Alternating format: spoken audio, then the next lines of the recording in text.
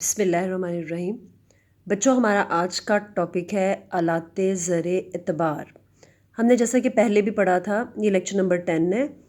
اور زر اعتبار کیا ہوتا ہے، میں نے پہلے بھی آپ لوگوں کو بتایا تھا کہ زر اعتبار سے مراد جو ہے وہ زر کی وہ قسم ہے جو اعتبار یا بھروسے کی بنا پر گردش کرتی ہے، یعنی کہ ہم زبانی یا تحریری طور پر زبانی وعدہ بھی ہوتا ہے کسی سے کوئی شے لینی اور پھر اس کو زبانی طور پر وعدہ کر دینا کہ کچھ عرصے کے بعد جو یہ رقم ہے یا یہ شے ہے ہم واپس آپ کو کر دیں گے، اور تحریری وعدہ بھی ہوتا ہے، ٹھیک ہے نا۔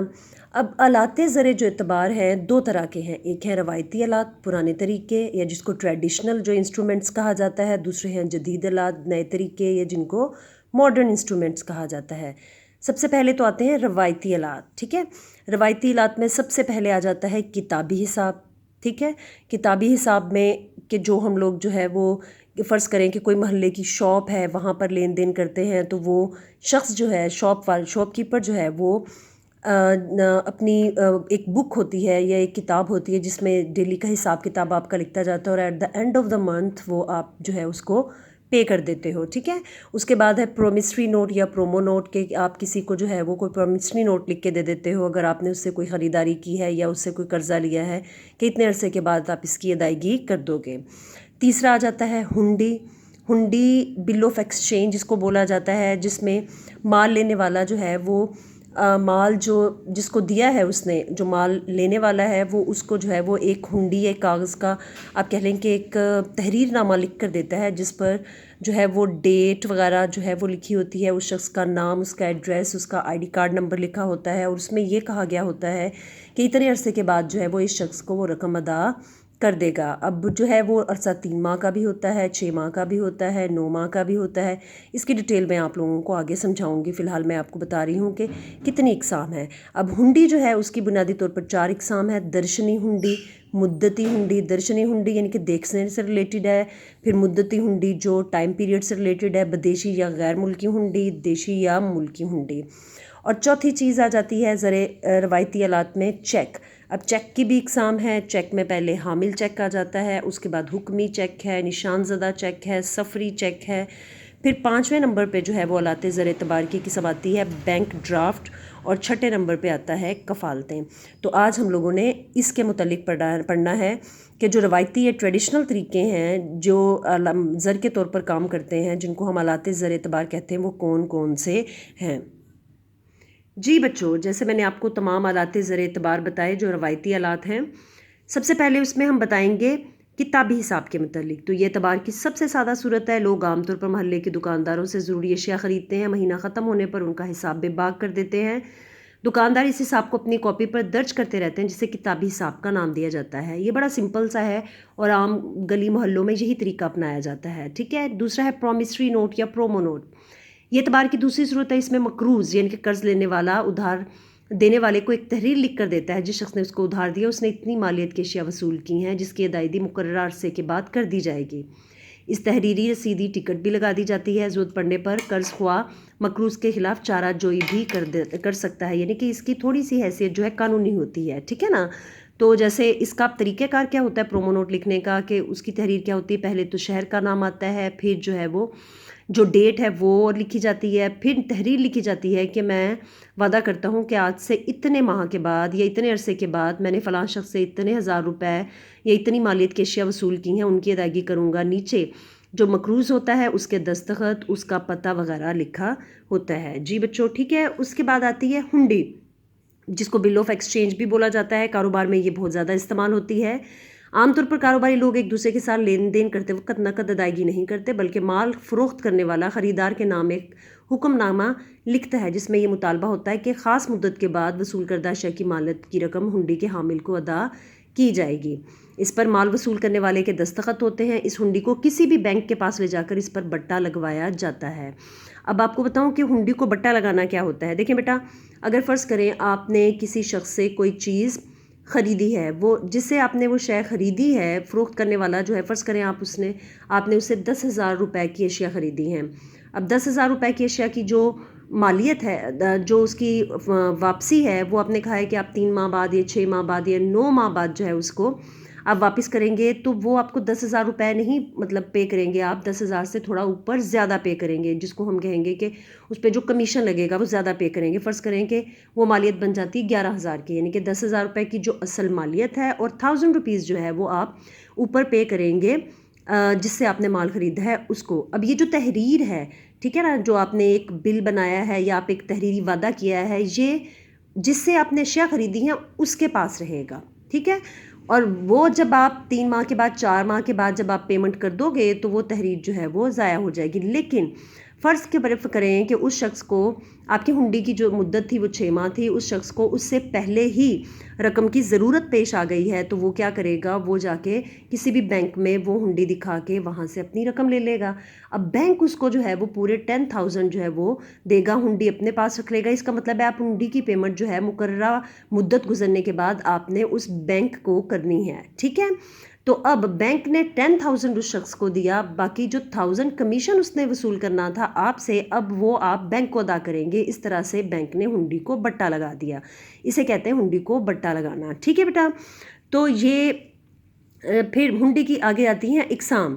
दर्शनी हुंडी नाम से जाहिर है, दर्शन हो गए और उसकी अदायगी करनी पड़ेगी, इसका कोई टाइम पीरियड नहीं होता। इस किस्म की हुंडी को जिस वक्त भी पेश किया जाए उस वक्त उसकी अदायगी कर दी जाती है। मसलन मुल्तान का एक शख्स लाहौर के किसी दुकानदार से माल ख़रीदे और जिस वक्त भी उससे बिल मसूल हो उसकी अदायगी उसी वक्त लाजिम है।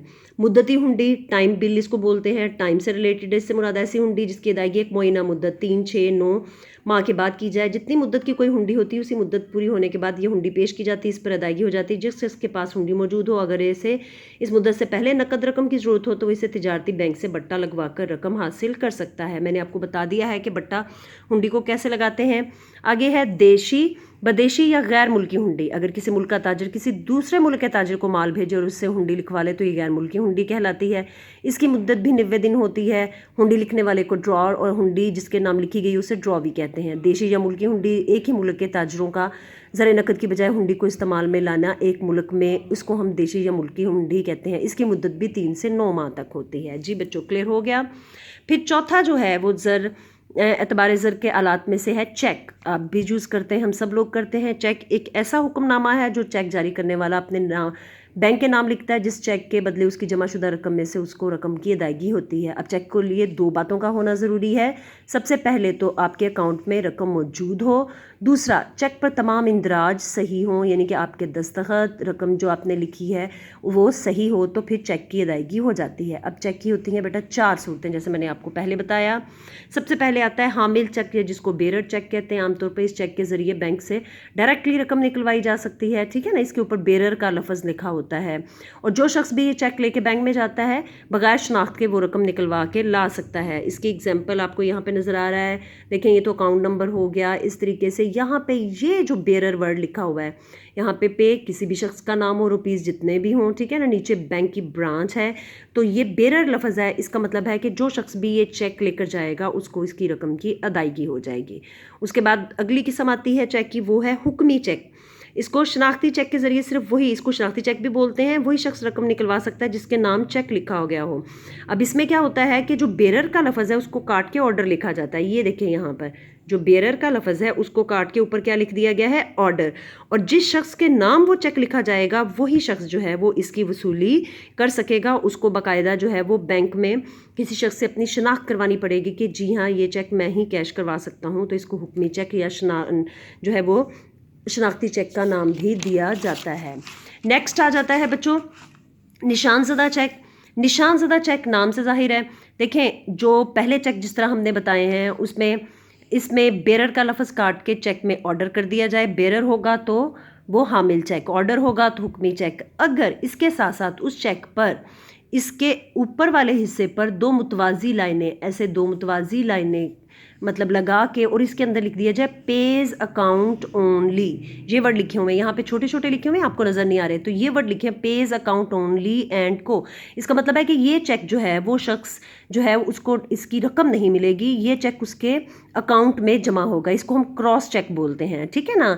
इस चेक से डायरेक्टली आप रकम नहीं निकलवा सकते, ये अगर आप बैंक में जमा करवाते हो तो ये आपके अकाउंट में जमा होता है, फिर अकाउंट से आप हामिल चेक के ज़रिए रकम निकलवा सकते हैं, ठीक है ना। तो याद रखिएगा बेरर चेक کو کاٹ کے آرڈر اور اس کے اوپر 2 متوازی جو ہے وہ رائٹ ہینڈ سائڈ پہ لائنیں لگا کے اس کے اندر پیز اکاؤنٹ اونلی لکھا جائے تو یہ نشان زدہ چیک بن جاتا ہے اور یہ جو ہے وہ چیک جو ہے وہ آپ کے اکاؤنٹ میں جمع ہوگا. ٹھیک. اس کے بعد چوتھا آ جاتا ہے چیک کی اقسام میں سفری چیک، ٹریولر چیک جو ہے جس کو ہم ٹریولنگ چیک بھی بولتے ہیں. سفر کرنے والوں کی سہولت کے لیے بعض بینک سفری چیک جاری کرتے ہیں. اس کا طریقہ یہ ہے کہ جو شخص سفر پر جاتا ہے وہ اپنے شہر کے کسی بینک میں مطلوبہ رقم جمع کرواتا ہے، بینک اسے چیک دیتا ہے جو ہر جگہ قابل قبول ہوتا ہے، جیسے حبیب بینک کا محافظ یا یونائٹڈ بینک کا ہمراہ کارڈ آ جاتا ہے.